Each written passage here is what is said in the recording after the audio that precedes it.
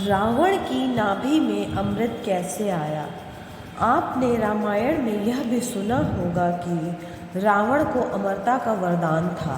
रावण की नाभि में अमृत आरोपित किया गया था, जिसके कारण रावण अमर हो गया था। उसे मारना कोई साधारण बात नहीं थी। लेकिन आपको यह जानकर हैरानी होगी कि रावण की नाभि में इस अमृत को स्थापित कैसे किया गया। आज हम इसी के बारे में बात करेंगे। एक समय की बात है कि बाली और रावण के बीच युद्ध हुआ, जिसके परिणाम स्वरूप इस युद्ध में महाराज लंकेश को शरीर के अंदरूनी चोट लगी, जिससे कि लंकापति रावण बहुत ज़्यादा बीमार पड़ गया था। इसी बात को लेकर मंदोदरी बहुत ज़्यादा चिंतित हो गई और उसने मन ही मन में यह निर्णय किया कि महाराज रावण को अमर बनाकर ही रहूंगी। मंदोदरी ने अपने पति को अमर बनाने के लिए अपने माता पिता की सहायता ली। मंदोदरी अपने माता पिता के पास पहुंची। उन्होंने अपनी सारी आपबीती बताई। इससे इसके माता पिता ने हाँ कह दी। लेकिन समस्या यह थी कि मंदोदरी के पास उड़ करके जाने की शक्ति नहीं थी। इसलिए मंदोदरी की माँ के पास यह शक्ति थी। उसके बाद में मंदोदरी की माँ ने सारी शक्तियाँ मंदोदरी को दे दी थी, क्योंकि मंदोदरी की माँ एक देवी स्त्री थी। मंदोदरी की माँ से मंदोदरी ने शक्तियाँ प्राप्त करके वह चंद्रलोक चली गई। चंद्रलोक में जा करके उन्होंने चंद्रदेव के सामने अपने पति यानी कि लंकापति रावण की दीर्घ आयु के लिए पूजा का बहाना बनाने का ड्रामा रचा। चंद्रदेव तथा वहाँ के देवता इस बात को समझ नहीं पाए कि मंदोदरी की चाल क्या है, मंदोदरी यहाँ क्यों आई है।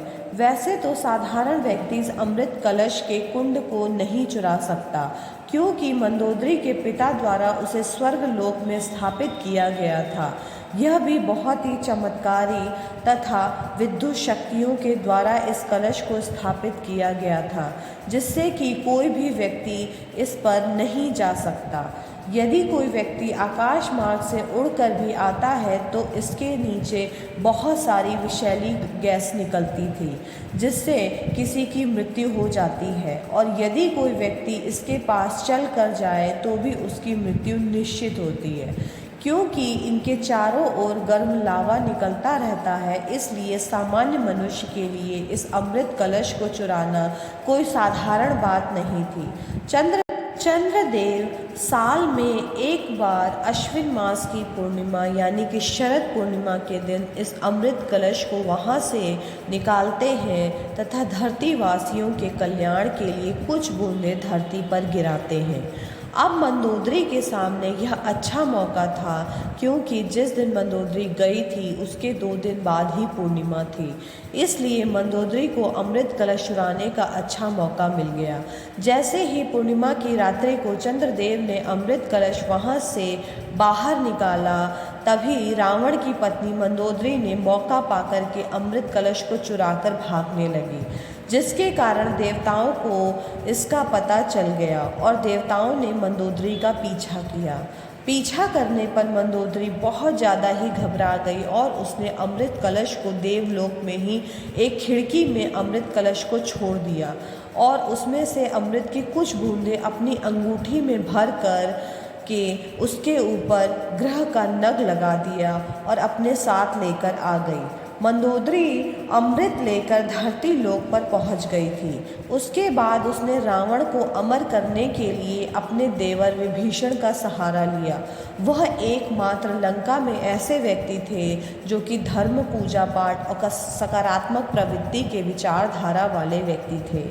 मंदोदरी ने सारी घटना विभीषण को बताई। पहले तो विभीषण ने उसका विरोध किया, मगर मंदोदरी के बहुत समझाने के बाद वह तैयार हो गया। लेकिन विभीषण ने एक शर्त रखी कि इस बात का पता हमारे दोनों के अलावा और किसी को नहीं चलना चाहिए। इस बात से रावण की पत्नी मंदोदरी भी सहमत हो गई और उन्होंने शरद पूर्णिमा के दिन इस अमृत की बूंद को रावण की नाभि में अमृत स्थापित करने का निर्णय लिया। पूर्णिमा की रात्रि को मंदोदरी तथा विभीषण ने रावण को अशोक वाटिका में बुला करके मदिरा के साथ कुछ जड़ी बूटियां पिला करके रावण को बेहोश और अचेत किया गया। रावण की अचेत होने के बाद कमल नाल पद्धति द्वारा विभीषण ने उस अमृत की बूंदों को रावण की नाभि में स्थापित कर दिया, जिसके कारण रावण अमर हो गया।